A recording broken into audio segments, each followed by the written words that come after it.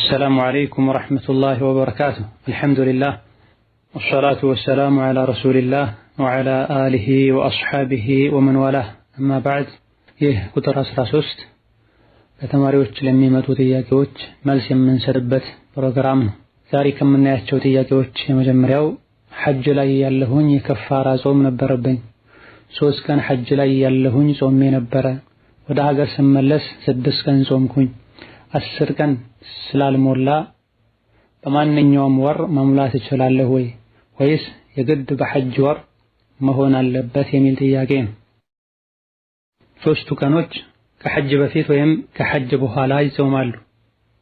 ከሐጅ በፊት ከሆነ ከአረፋ ቀንና ከዒዱ ቀን ውጪ ማለት ነው። ከአረፋ ቀን በፊት ባሉ ቀናቶች መጾም ያልቻለ ሰው ከዒድ በኋላ ያሉ ተከታታይ 3 የተሽሪቅ ዕለቶችን መጾም ተፈቅዶለታል። በመሰረቱ አያም ተሽሪቅን መጾም የተከለከለ ቢሆንም ፍርድ ወጅቦበት ማረድ ላልቻለ ሰው አያም ተሽሪቅን መጾም ተፈቅዷል።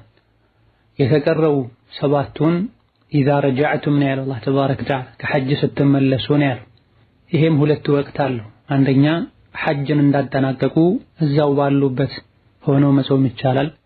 ሌላው ደግሞ ኢዛ ረጃዕቱም ከሚል የተፈለገው ወደ ሀገር ሲመለሱ ማለት ነውና ሀገር ሲገቡም ይቻላል ተብሏል። በላጩና አብዛኞቹ የመረጡት ወደ ሀገር ሲመለሱ ነው። ወቅቱን በተመለከተ የሐጅ ወር ሳያልቅ መጾሙ የተሻለ ነው፣ ኃላፊነትንም ጭምር ከማውረድ አንፃር። ሆኖም ያዘገየ ሰው ከመጾም ውጪ ሌላ የሚጠበቅበት ነገር የለም። የቀረችዋን አንዷን ቀን መጾምና ማሟላት ነው። ሁለተኛው ጥያቄ በሰፈራችን ያሉ መስጂዶች ቢድዓ ይሰራባቸዋል።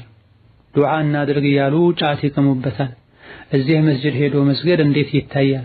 በአካባቢው ያሉት ሁሉ ተመሳሳይ ተግባራትን የሚፈጽሙ ናቸው ይላል። መስጂድ የአላህ ቤት ነው፣ ሊከበር ይገባዋል። የዲን ምልክቶችን ማክበር ልብ ላይ የአላህ ፍርሃቻ ከመኖር ምልክቶች መሃል አንዱ ነው ተብሏል። ፊ ቡዩቲን አዚነ አላሁ አን ቱርፈዕ አላህ ተባረከ ወተዓላ መስጂዶች እንዲከበሩ አዟል። መስጂድ ላይ ሰዎች ተሰብስበው ጫት ሊበሉ፣ ስለ ዱንያ ሊያወሩ፣ ሊቀልዱና ሊስቁ አይገባም። መስጂድ ላይ ሰኪና ጡማኒና እርጋታ ነው ሊሰፍን የሚገባው። ጫትን መብላት በተመለከተ በዲኑ ሐራም የተከለከለ ነው።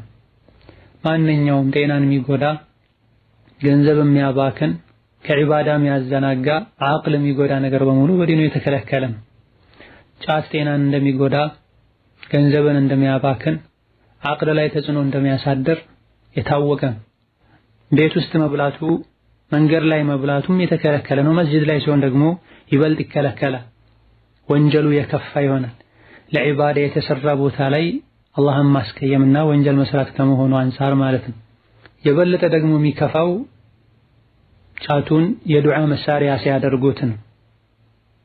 በዲኑ የተከለከለን ነገር እየሰሩ ዱዓ ማድረግ ሩበማ አላህ ላይ ማሾፍ ደረጃ ሊደርስ የሚችል ስህተት። አላህን እያስቀየም ነው። እንዴት እንለምነዋል? እንዴት እንጠይቀዋል? ማንኛውም አቅል ያለው ሰው ራሱን ሊጠይቅ ይገባዋል። ነቢዩ ዓለይሂ ሰላቱ ወሰላም ጫት የበሉ ዱዓ ያደርጉ ነበር ወይ? ሷሐቦች ጫት የበሉ ዱዓ ያደርጉ ነበር ወይ? መልስ አያገኝ። አይ ስላልነበረ ነው። የዱዓ መሳሪያ ከሆነ አላህ ለምን አላሳወቃቸውም? የጾመኛ ዱዓ መቅቡል ነው። ሌሊት ላይ የሚደረግ ዱዓ መቅቡል ነው። የወላጆች ዱዓ መቅቡል ነው። የተበደለ ሰው ዱዓ መቅቡል ነው እንዳሉት አላህ እንዳሳወቃቸው ጫት እየቃሙ የሚያደርጉት ዱዓ መቅቡል ነው ይሉን ነበር። ከጊዜ በኋላ የመጣ ነገር ነው። አላህን ልንፈራ ወደ ዲናችን ልንመለስ ይገባናል። መስጂድ ከማድረግ ደግሞ ይበልጥ ልንጠነቀቅ ይገባናል። እንደ አይነቱ መስጂድ ላይ መስገዱን በተመለከተ የሚያሰግደው ሰው ሙስሊም እስከሆነ ድረስ ሶላቱን በአግባቡ እስከሰገደ ድረስ ሶላቱ ላይ አዲስ ነገር እስካልጨመረ እስካልቀነሰ ድረስ መስገድ ይቻላል። የተሻለ በሱና የሚሰግድ ውስጡ ላይ ጫት ማይበላበት ወንጀል ማይሰራበት ቦታ ካለ መስጂድ ካለ እዛ ሄዶ መስገዱ በላጭ ነው። ሆኖም ሰዎች ባጠፉት ጥፋት ተብሎ የአላህ ቤት ባዶ ይሁን ቤት ሰገዱ አይባልም፣ ኢማሙ ሸርጡን አሟልቶ እስከሰገደ ድረስ።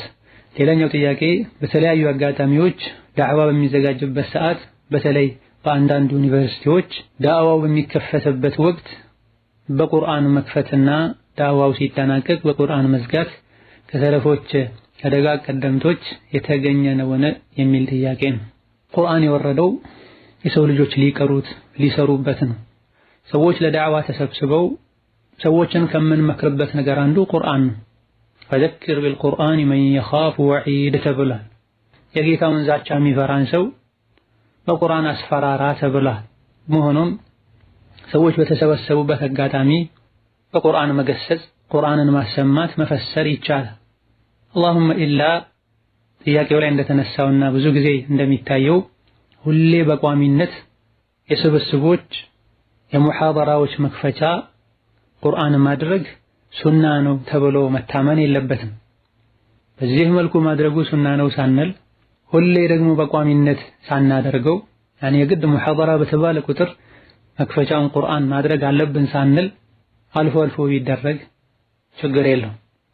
በመሰረቱ ቁርአንን ቅሩት ተብለናል። ነቢያችን አለይሂ ሰላቱ ወሰላም ከሱሐቦቻቸው ጋር ሆነው ቁጭ ብለው ቁርአን ይቀሩ ነበር። ቀራለኝ ብለው ይጠይቁ ነበር። ነብዩ ሰለላሁ ዐለይሂ ወሰለም ቁርአን ቀራለኝ አሉኝ፣ ሱረቱን ኒሳን ቀራሁኝ፣ ፈከይፈ ኢዛ ጂእና ሚን ኩሊ ኡመቲን ቢሸሂድ የሚለው ጋር ስደርስ ሐስቡክ አሉኝ ይላል። አንዳንድ ዘገባዎች ላይ የሆነ ሰው ቆንጠጥ አደረገኝ ነብዩ ሲያነቡ አይቶ የሚል ዘገባም አለ። በቋሚነት እስካልሆነና ይሄን ማድረግ ሱና ነው ብለን እስካላመንን ድረስ ቁርአን መቅራቱ በዲኑ የተፈቀደ ነገር ከመሆኑ አንፃር መቅራት እንችላለን። ወላኪን ቁርአኑ በሚቀራበት ጊዜ ዓላማው መታወቅ አለበት። ቦታው ላይ ካሉ ሰዎች ጋር የሚሄድ እነሱን ሊመክር የሚችል ሱራ ተመርጦ መቀራት አለበት። የቁርአኑን ቋንቋ የማያውቁ ሰዎች ከሆኑ ደግሞ ትርጉሙም ጭምር ሊነገራቸው ይገባል። በቁርአን ገስጽ ተብሏል። ይሄ አንዱ በቁርአን መንገስጽበት አጋጣሚ ነው። የሚከለከለው ያለ ቁርአን መክፈቻ ሙሐደራ የለም ሲባል ነው። ይሄ ነው ዲኑ ላይ አዲስ ነገር መለጠፍ ሊሆን የሚችለው። ሌላኛው ጥያቄ አንዲት ሴት ሐይድ ላይ ሆና ጥፍሯን መቁረጥ ትችላለች ወይ የሚል ጥያቄ ነው። ሐይድ ላይ ያለች ሴት የምትከለከለው ሶላት መስገድ፣ ከባሏ ጋር መገናኘት፣ ጾም መጾምና ከካዕባ ዙሪያ ጠዋፍ ማድረግ ነው። የመጨረሻው ላይ ጥንቃቄ ከማድረግ ጋር እንደ ضرورة ይቻላል የሚሉ ዑለሞች እንዳሉ ሆነው ማለት ነው። በተረፈ ሐይድ ላይ ያለች ሴት ፀጉሯን ማበጠር አትችልም፣ ጥፍሯን መቁረጥ አትችልም የሚል ነገር የለም በዲኑ። ምንጊዜም ሴት ልጅ ንጽህናዋን ልትጠብቅ ይገባታል። ወሀከዛ ሐይድ ላይ ሆነው የለበሱትን ልብስ በኋላ ሲጠሩ ለብሶ መስገድ ይቻላል ወይ የሚሉት ጥያቄም አለ በተደጋጋሚ። መነጀሱን እርግጠኛ እስካልሆነች ድረስ ሐይድ ላይ ሆነ የለበሰችውን ልብስ ተለብሳ መስገድ ትችላለች። በመሰረቱ ጧሃራ ነው ልብስ። መነጀሱን እርግጠኛ ከሆነም ብቻ ነው በዚህ ልብስ መስገድ አይቻልም የምንለው። ሌላኛው ጥያቄ ሳላውቅ ወለድ ያለበት ባንክ ላይ ብር አስቀምጬ ነበረ፣ አሁን ብሩ ወለድ አለበት፣ ወለዱን ምን ማድረግ አለብኝ የሚል ጥያቄ ነው። እያወቁ በሪባ የሚተዳደር ባንክ ቤት ወስዶ ገንዘብ ማስቀመጡ የተከለከለ ነው። አማራጭ ከሌለና ቤት ያስቀምጡ እንደሆነ ብሩ እንደሚዘረፍ እርግጠኛ ከሆኑ ወይም ከሰጉ ወስዶ ማስቀመጥ ይቻላል ለضرورة ማለት ነው። የሰው ልጅ ሲርበው የሚበላውን ካጣ ህይወቱን ለማዳን የሞተን ነገር መብላት ይችላል እንደተባለው ጾመኛ የነበረ ሰው በጣም ደክሞ መቋቋም አቅቶት ለህይወቱ ከፈራ ጾሙን አፍርሶ መብላት እንደሚችለው ባንክ ቤት ማስቀመጥ ይቻላል ለضرورة። ወላኪን ገንዘቡን በሚያወጡበት ጊዜ የወለደውን አውጥተነው ለአቅመ ደካማ ለተቸገረ ሰው በሰደቃ ንያ ሳይሆን ከገንዘቡ ለመገላገል በሚል ብቻ መስጠት ይቻላል። እንደ ሰደቃ ነይቶ መስጠት አይቻልም። አላህ ንጹህ ነገር እንጂ አይቀበልም። ሌላኛው ጥያቄ ሙሐደራዎችን አደምጣለሁኝ አነባለሁም ጭራሽ ስለምን እንደተማርኩ አላስታውስም። ደጋግሜ አነባለሁኝ አደምጣለሁኝ እታገላለሁኝ ምንም ሊገባኝ አልቻለም። ምን ይመክሩኛል? ዱዓም አድርጉልኝ የሚል ነው። አሰሉላህ አን የርዙቀኒ ወኢያኩም ዒልመን ናፊዐ ወፈህመን ሳቂባ ኢነሁ ዐላ ኩሊ ሸይኢን ቀዲር።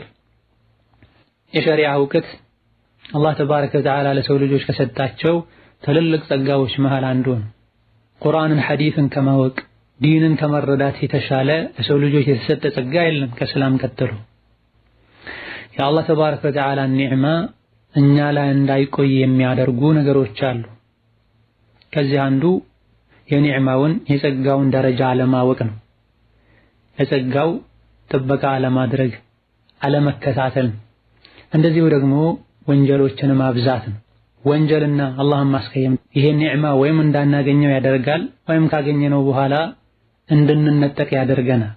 ኢማሙ ሻፊዒ ረሂመሁላህ ተዓላ ወኪዕ ለሚባለው አስተማሪያቸው ችግራቸውን ነግረው ለኢማሙ ሻፊዒ ድንቅ ምክር አስተላልፈዋል። ይህንንም ኢማሙ ሻፊዒ በስንኝ መልኩ አስቀምጠውታል። ሸከውቱ ኢላ ወኪዕን ሱአ ሒፍዚ ፈአርሸደኒ ኢላ ተርኪል መዓሲ ወአኽበረኒ ቢአነ ልዕልመ ኑሩን ወኑሩላሂ ላ ዩእተሁ ልዓሲ በላ። ዕልምን መሐፈዝ እንዳስቸገረኝ ለወኪዕ ላስተማሪ ነገርኩኝ። ወንጀልን ተው ብሎ መከረኝ። ዕልም ኑር ነው የአላህ ብርሃን ነው አለኝ። የአላህ ብርሃን ደግሞ ለወንጀለኛ አይሰጥም አይታደልም አለኝ ይላሉ ረሂመሁላህ ተዓላ።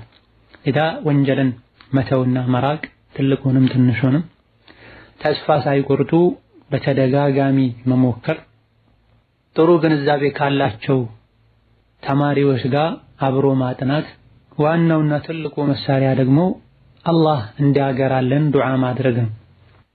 የሸሪዓውን እውቀት በሙሉ ለኡማው ያስተላለፉትን ነቢይን እንኳ ሳይቀር አላህ ተባረከ ወተዓላ ወቁል ረቢ ዚድኒ ዒልማ ብሏቸዋል። አላህ ተባረከ ወተዓላ ሱረቱ ጣሃ ላይ እንዳለ ጌታዬ ሆይ እውቀት ጨምርልኝ በል ብሏቸዋል። በዚሁ መሰረት ነብዩ ሰለላሁ ዐለይሂ ወሰለም አላሁመ ኢኒ አስአሉከ ዒልመን ናፊዓ እያሉ ዱዓ ያደርጉ ነበር። ጌታዬ ሆይ ጠቃሚ እውቀትን ጠይቀሃለሁ ይሉ ነበር። በየማለዳው ከሱብሒ በኋላ አላሁመ ኢኒ አስአሉከ ዒልመን ናፊዓ ወዐመለን ሷሊሐ ወሪዝቀን ዋሲዓ እያለን ዱዓ ልናደርግ ይገባናል። በተለይ ዱዓ መቅቡል የሚሆንባቸው ወቅቶች ላይ ያ ረብ የዲንን ግንዛቤ ስጠኝ፣ ፋህም ስጠኝ፣ ዕልምን አግራልኝ ብሎ ዱዓ ማድረግ ነው። እንደዚሁ እውቀትን ከታች መጀመር ነው። ብዙ ሰዎች ከላይ ጀምረው ከመሃል ጀምረው ግራ ይገባቸዋል። የሸሪዓ እውቀት መሰረቱ አረብኛ ከመሆኑ አንፃርም ከአረብኛ ፊደሎች ጀምሮ ፊደልን አስተካክሎ ማንበብን መልመድ፣ ቋንቋን መማር፣ ተጅዊድን ማስተካከል፣ የአረብኛውን የአማርኛ ትርጉም ወይም የሌሎችን ቋንቋ ትርጉም ለማወቅ ከመጨነቅ ይልቅ አጠቃላይ መልእክቱን ለመረዳት ጥረት ማድረግ፣ አልበቃል በእርሳስ በእስክርቢቶ ለመጻፍ ከመጨነቅ ይልቅ የምንጽፈውን ግማሹን ሩቡን እንኳ ቢሆን ሳንጽፍ ቀጥታ አረብኛውን ክታቡን ለመረዳትና ትርጉሙን ለማወቅ መጣር፣ ተስፋ ሳይቆርጡ መታገል። አላህን ይዞ የታገለ በሙሉ አላህ ተባረከ ወተዓላ ካሰበው ያደርሰዋል፣ ያሳካለታል። ሌላኛው ጥያቄ ስራ እየሰራሁኝ እንደዚሁ ሐማም እያጠብኩኝ ሙሐደራዎችን አደምጣለሁኝ። ሐማም ውስጥ ያለሁኝ ማድመጤ ሐራም ይሆንብኛል ወይ የሚል ጥያቄ ነው። ሐማም ወይም ሽንት ቤት ላይ ሆኖ የአላህን ስም ማንሳት፣ ቁርአንና ሐዲትን እንደዚሁ ሙሐደራን ማድመጥ የተከለከለ ነው። ከአላህ ስም ጋር ከቁርአን ከሐዲስ ጋር የማይሄድ ቦታ ነው። በኤርፎን ተደርጎ ጆሮ ላይ እንኳ ቢሆን ሙሐደራው እየሰራ ቁርአኑ እየቀራ እሱን ይዞ ሽንት ቤት መግባት የተከለከለ ነው። ስራ እየሰሩ ማድመጡ ችግር የለም። ቁርአንም ይሁን ሙሐደራ ዳዕዋ ማለት ነው። ሽንት ቤት መግባት ሲፈልጉ አውጥቶ ማስቀመጥ ማጥፋት ነው የሚጠበቅበት። ሌላኛው ጥያቄ እኔ ያለሁት ሳውዲ ነው። ልጆቼ ሀገር ገብተው ነበረ። ፎቶአቸውን በመሴጅ ያስላኩኝ በሚናፍቁኝ ሰዓት ጀዋሌን ከፍቼ አያቸዋለሁኝ። ይህ ተግባር እንዴት ይታያል የሚል ጥያቄ ነው። ነቢያችን አለይሂ ሰላቱ ወሰላም ፎቶን በተመለከተ እጅግ በጣም በርካታ ሐዲሶችን ተናግረዋል። ከ40 በላይ የሆኑ ሐዲሶች አሉ በፎቶ ዙሪያ የተነገሩ። እነዚህ ሐዲሶችን በጥሞና ያነበበ ሰው እጁን ይሰበስባል። ለሆነ ላልሆነው ካሜራ እያነሳ ፎቶ ከማንሳት ይጠነቀቃል። ፎቶ ማንሳት ሐራምና ከከባድ ወንጀሎች መሃል አንዱ ነው። የሚፈቀደው የግድ ለሆኑ ነገሮች ብቻና ብቻ ነው። ለመታወቂያ፣ ለፓስፖርት፣ ያለ ፎቶ አይቻልም የሚባሉ ነገሮች ብቻና ብቻ ነው። አሁን የጠቀስናቸው ነገሮችም ላይ ቢሆን ያለ ፎቶ ማሰራት ከተቻለ ይመረጣል።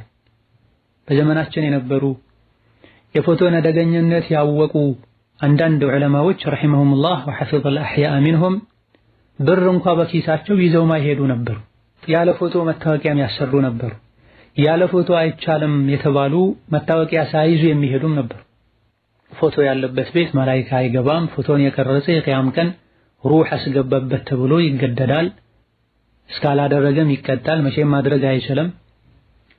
ፎቶን የቀረጸ 2 ገብስ ቋጠር ይባላል፣ መቋጠር አይችልም። አላህ የፈጠረውን አይነት ፍጥረት ለመፍጠር ከሚሞክር የበለጠ ማንበዳ ያለ እጅግ በጣም በርካታ የሚያስፈሩ ሐዲሶች አሉ። የቂያም ቀን ቅጣት የሚበረታባቸው ፎቶን የሚሰሩ ናቸው፣ ምስልን የሚሰሩ ናቸው። ለሌላ ታሪክ ተባለ። ይህ ምስል የሚለው ፎቶ የሚለው አጠቃላይ ነው። በእጅ የተሳለም ይሁን በካሜራ የተቀረጸም ይሁን ግድግዳ ላይ የተሰቀለም ይሁን መሬት ላይ የተዘረገፈም መሬት ላይ የተነጠፈም ይሁን ተመስሎ ነፍስ ካለው ነገር ጋር ተመስሎ የተሰራ ከሆነ ሁሉም ይከለከላል። የልጆችን ፎቶ ማየቱ እዚህ ደረጃ የደረሰ ضرورና ግዴታ አይደለም።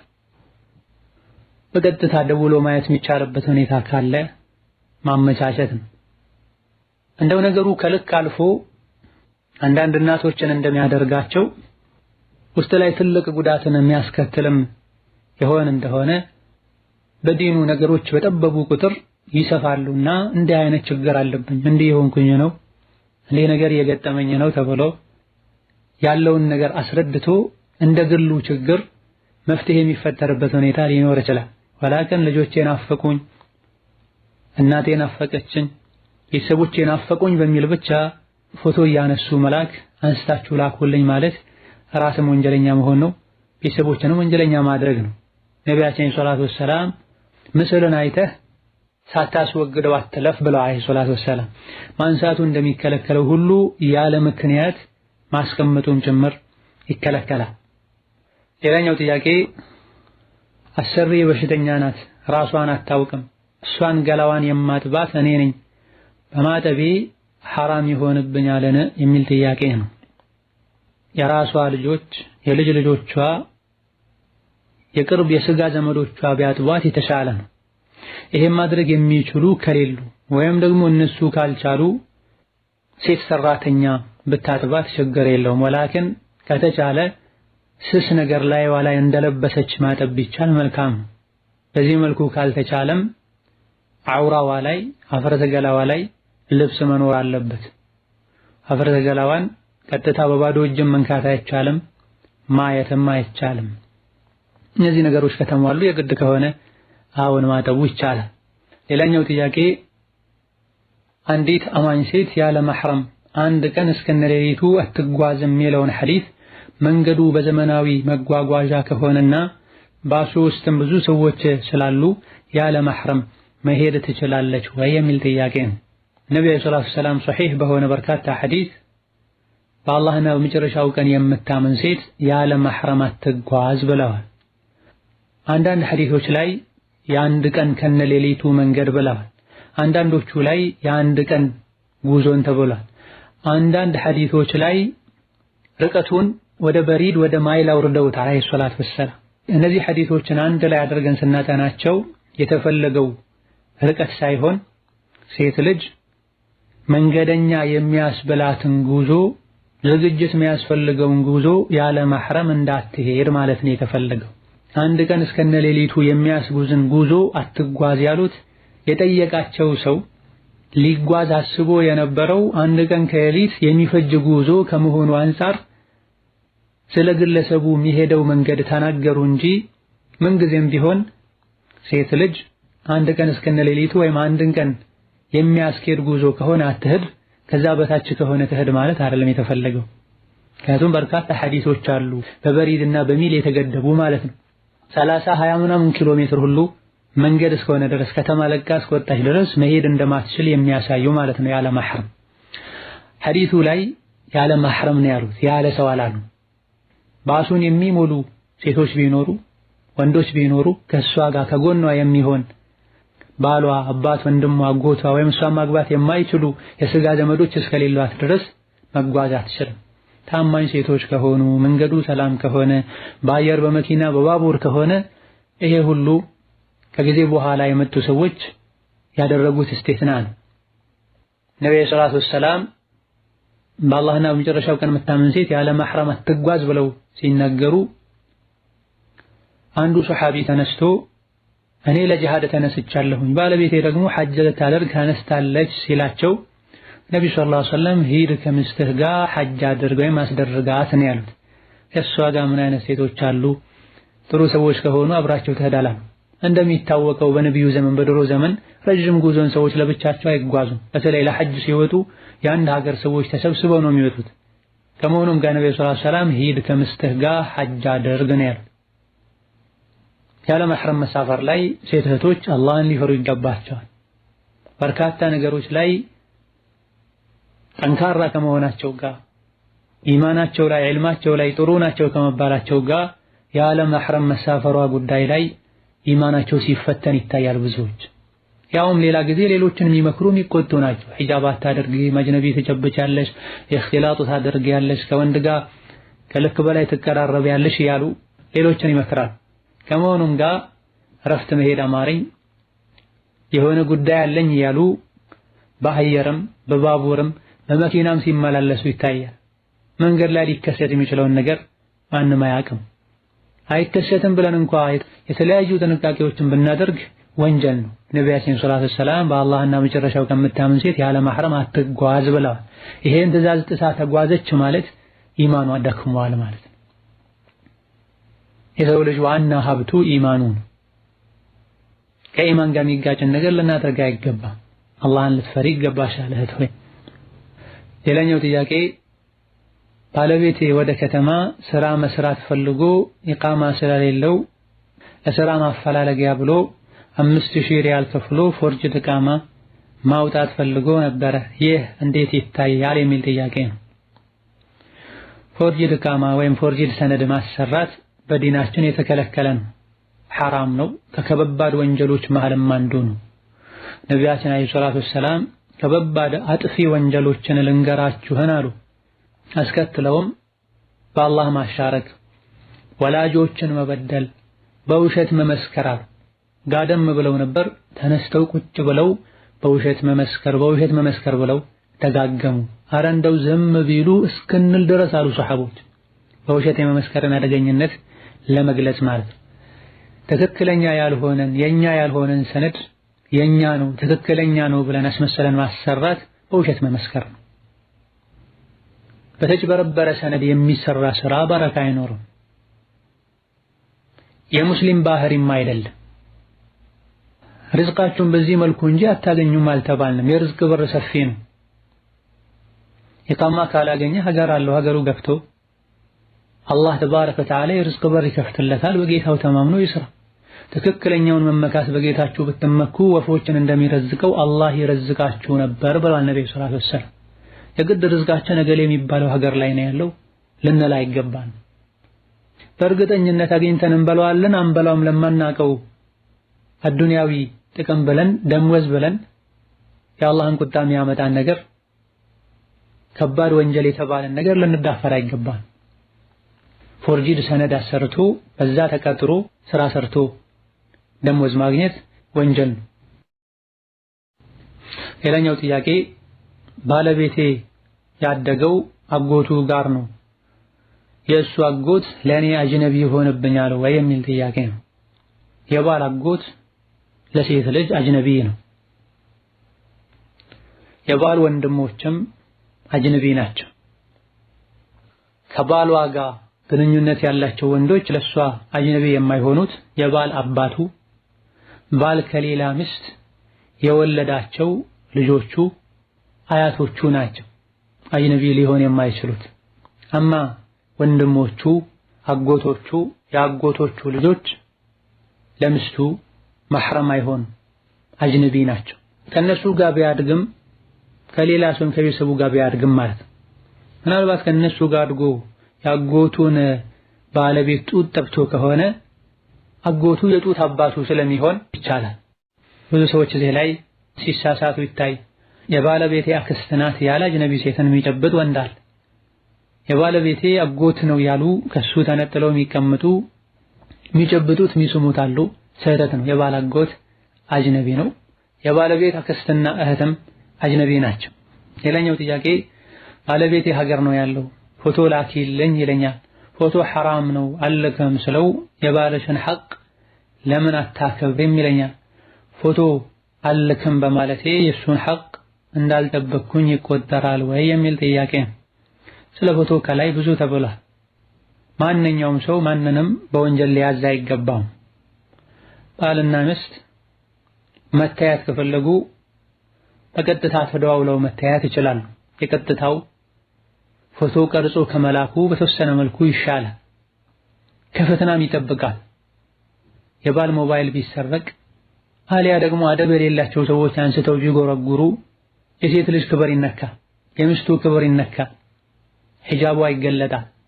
በሆኖም ፎቶ ከመላክ መቆጠብ አስፈላጊ ነው። ባሎችም ሚስቶቻቸው እንዲታዘዟቸው ከፈለጉ መታዘዝ የሚቻለውን ነገር ይዘዙ። በተረፈ ባልና ሚስት ተደዋውለው የፈለጉትን ነገር ማውራት፣ በድምፅ የፈለጉትን ነገር መላላክ ይችላሉ ያለምንም ገደብ ማለት ነው። ወላኪን ይህ ድምፅ ወደ ሌላ ሰው ሄዶ ፊትና ሊያመጣ አይገባም። ያወሩም ካጠገባቸው ሌላ አካል ኖሮ ፊትና ላይ ሊወድቅ አይገባም።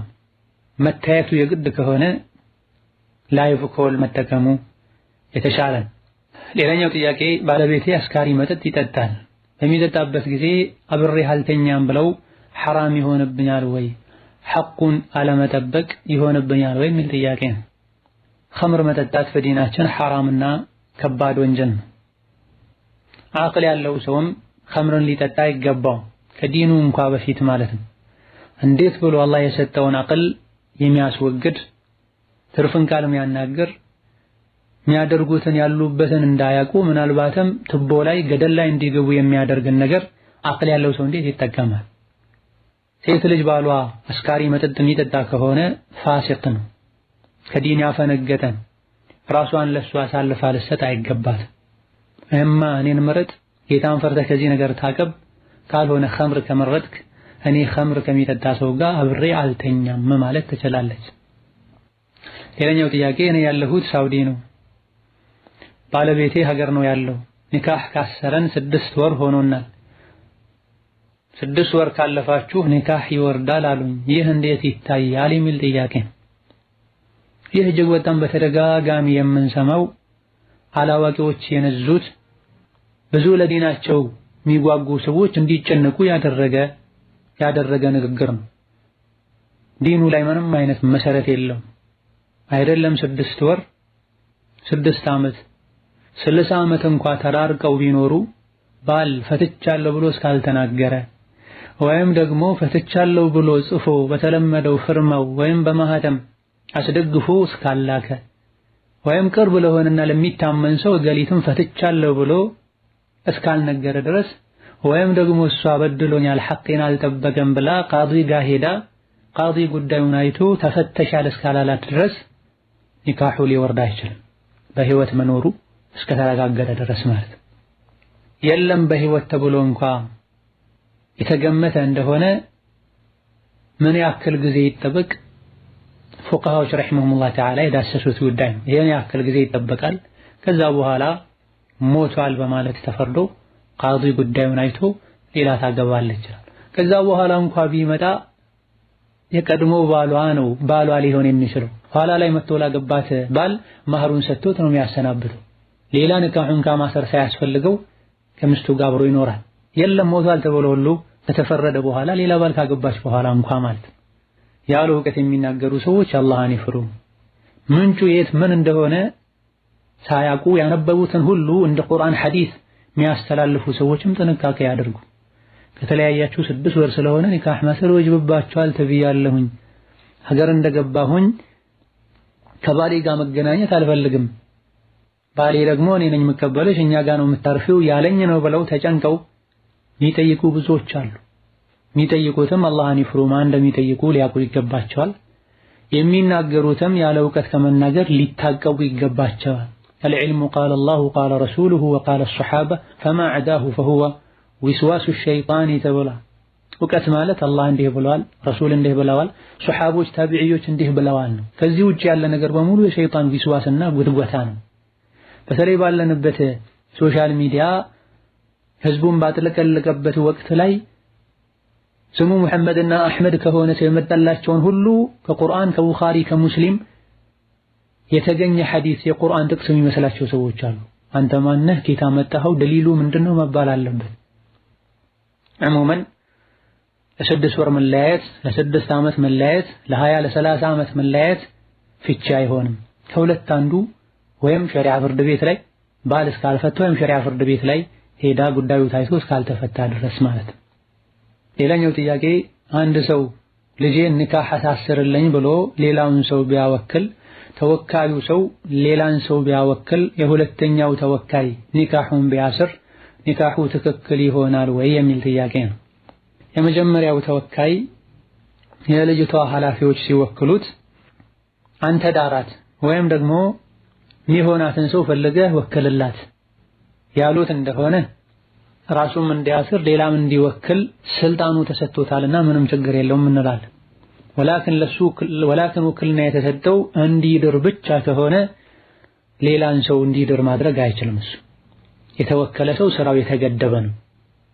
ይሄን አድርግ ተብሏል የተባለውን ብቻ ነው ማድረግ የሚችለው። እኔ አልተመቸኝም ሌላ ሀገር ነው ያለሁት መምጣት ስለማልችል እገሌን ወክያለሁ ተብሎ ነው ኒካህ የታሰረው ብለው የሚጠይቁ እጅግ በጣም ብዙ ሰዎች አሉ። ሲጀመር ማችለውን ነገር ውክልና ለምን ትቀበላለህ?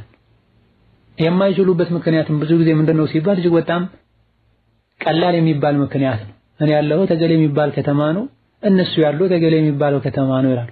200 300 400 1000 ለምን አይሆንም? በመኪና በአየር ተሄዶ የሚደረስ እስከሆነ ድረስ ለአንድ ቀን ስራ አስፈቅዶ እረፍት ወስዶ ሄዶ ይሄን ከባድ ኃላፊነት መወጣት ነው።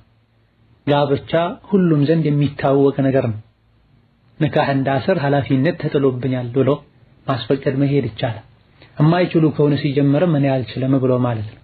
ሌላ የሚሻል ሰው ከሌለ እኔ ራሴ ማድረግ አልችልም ማምንበትን ሰው ወክዬን ድራት ለዚህም ጭምር አወክሉኝ ብሎ ማለት ይገባዋል። በሸሪዓው መፍትሄ የሌለው ነገር የለም። ጫፍ ጫፉን ይዘን ብቻ የራሳችንን ጨምረንበት እንደመሰለን ያደረግን ያበላሽን ነው እንጂ።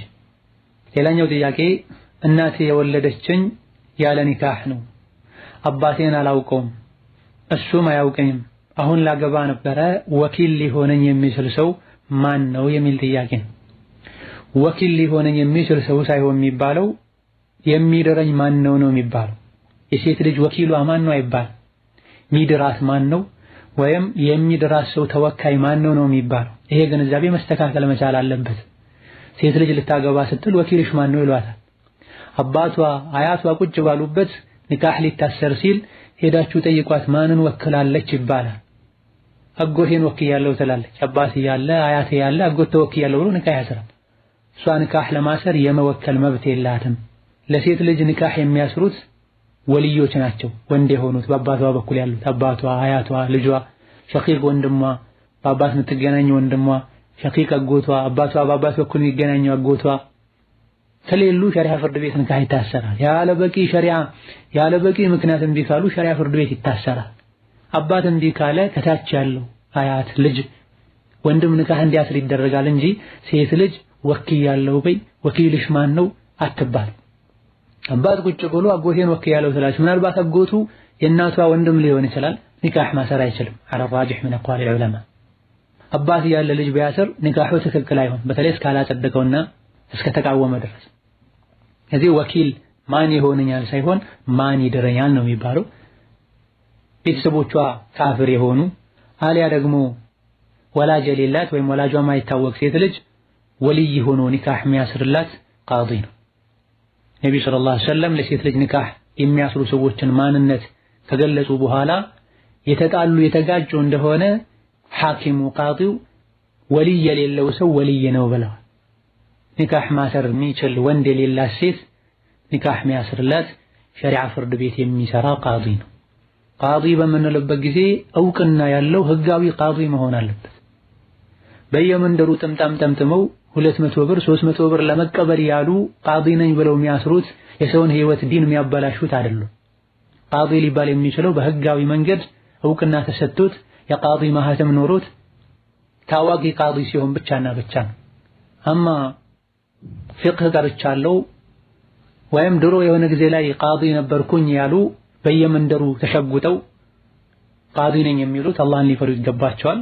ሰዎችም ከነሱ ጋር ከመተባበር ሊጠነቀቁ ይገባቸዋል። ያሉት ሌላ ሀገር ከሆነ ባሉበት ሀገር የተለመደው ፍርድ ቤት ላይ ማህከማ ላይ ሄዶ ማሰር። እዛ ሄደው ማሰር ማይችሉበት ሁኔታ ካለ የትውልድ ሀገር ላይ ሁሉም በራሱ ሀገር ባለው ቃዲ ኒካህ ማሳሰር ነው ያለበት። አዲስ የሰለሙ ሰዎች በአካባቢው ጎረቤቶቻቸው መስለማቸው የሚያውቁት ሄደው በአቅራቢያ ባለው ሸሪዓ ፍርድ ቤት መስክረውላቸው የአካባቢው ቃዲ ኒካህ ያስርላቸዋል። ባሉበት ሀገር ውክልና ጽፈው ይልካሉ።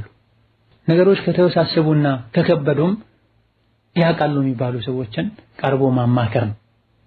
ሸሪዓ ፍርድ ቤት ባለበት ቃዲ ባለበት ሀገር ላይ የመስጂዱ ኢማም ማሰር ይችላል፣ ያሰለመኝ ሰው ማሰር ይችላል። ኢላ ገይሪ ዛሊክ ያሉ ኒካህ ላይ የሚቀልዱ ሰዎች አሉ። አላህን ልንፈራ ይገባናል። ትንሽ እንኳን የሚያጠራጥር ነገር ካለ ኒካህ ላይ ትንሽ እንኳን አጠራጣሪ ነገር ያለ ልንገባበት አይገባም። ሐራም የነበረን ማህፀን ሐላል ማድረግ በጣም ከባድ። ሌላኛው ጥያቄ ባለቤቴ የማህር ገንዘብ ወደፊት እንድሰጣት ተስማምተን ነበር። ከዛም ንያ ሳላደርግ ከተስማማንበት የሚበልጥ ገንዘብ ሰጣኋት።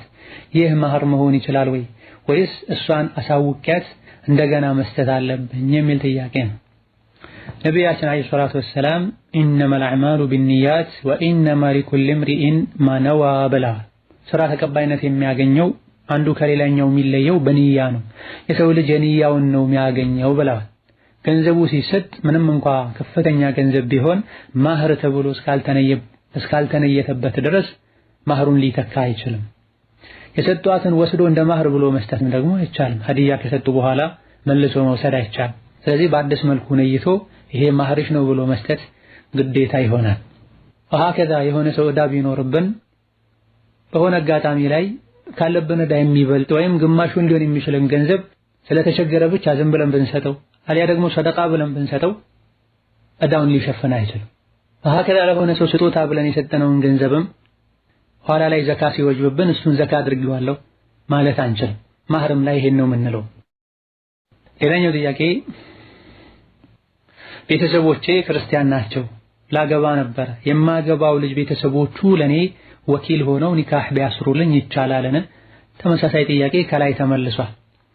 የስጋ ዘመድ የሆኑ አባት፣ አያት፣ ልጅ፣ ሸቂቅ ወንድም፣ በአባት በኩል የሚገናኙት ወንድም፣ አጎት፣ በአባት በኩል ያሉ አጎቶች ከሌሉ ሸሪዓ ፍርድ ቤት ተካሂዶ ይታሰራል እንጂ ማንኛውንም ሰው ወኪል አድርጎ ማሰር አይቻልም። የሚያገባው ሰው ቤተሰቦቹ ወልይ ሊሆኑ አይችሉም። አላሁመ ኢላ አዲስ የሰለመች ሴት ልጅ ጉዳዩን የሚያስፈጽምላት ሰው ከሌለ የሚያገባትን ሰው ቤተሰቦችን ውክልና ልካላቸው ጉዳዩን ወደ ሸሪዓ ፍርድ ቤት ወሰዱልኝ፣ ቃዲውን አናግሩልኝ፣ ኒካህ እንዲያስርልኝ አድርጉልኝ ማለት ትችላለች። ማንኛውም ሰው ማድረግ እንደሚችለው ሁሉ ማለት ነው። ሌላኛው ጥያቄ ባለቤቴ ጋር ከተጋባን ጀምሮ አብረን መኖር አልጀመርንም። በሆነ ነገር ተጣልተን ፈትቼሻለሁ አለኝ። አብረን መኖር ስላልጀመረን ረጃዕቱ ማለት ይችላል ወይ የሚል ጥያቄ ነው። በጥቅሉ ኒካህ ከታሰረ በኋላ አብረው መሆን ሳይጀምሩ በፊት ከተፋቱ ሁሉም ፍቺ በአንዴ ነው የሚወርደው። ያኒ ሁለተኛ ሶስተኛ ፍቺ የሚባልበት ረጃዕቱ ላለው የሚባልበት ሁኔታ የለም። ረጃዕቱ የሚባለው አብረው መኖር ከጀመሩ ነው፣ ያለ ገንዘብ ከፈቱ ነው፣ ፍቺው ከሶስት በታች ከሆነ ነው። አማ ካሁን ቀደም ሁለቴ ፈተው ሶስተኛው ከሆነ አሊያ ደግሞ በገንዘብ ከሆነ እንዲህ አይነት ነገር ሰተሽኝ ፈታለው ብለው ከሆነ የፈቱት፣ እንደዚሁ ደግሞ ኒካህ ታስሮ አብረው ሳይኖሩ ሳይገናኙ ከሆነ የተፋቱት ረጃዕቱ ማለት አይቻልም። ይሄ አጠቃላይ የሆነ ምላሽ ነው። የመጨረሻው ጥያቄ ኒካህ ስናስር ባለቤቴ አባቱን ወክሎ ነው ኒካህ የታሰረው። አባቱን በመወከሉ ኒካህ ትክክል ነው ወይ? ወንድ ማንኛውንም ሰው ኒካህ ተቀበልልኝ ብሎ መወከል ይችላል። አባቱንም ይሁን ወንድሙንም ይሁን አጎቱንም ይሁን ዝምድና የሌለውንም ሰው ይሁን ሙስሊም እስከሆነ ድረስ ጋብቻውን ተቀበልልኝ ብሎ መወከል ይችላል። هذا والله تعالى أعلم. صلى الله وسلم وبارك على عبده ورسوله محمد. والسلام عليكم ورحمة الله.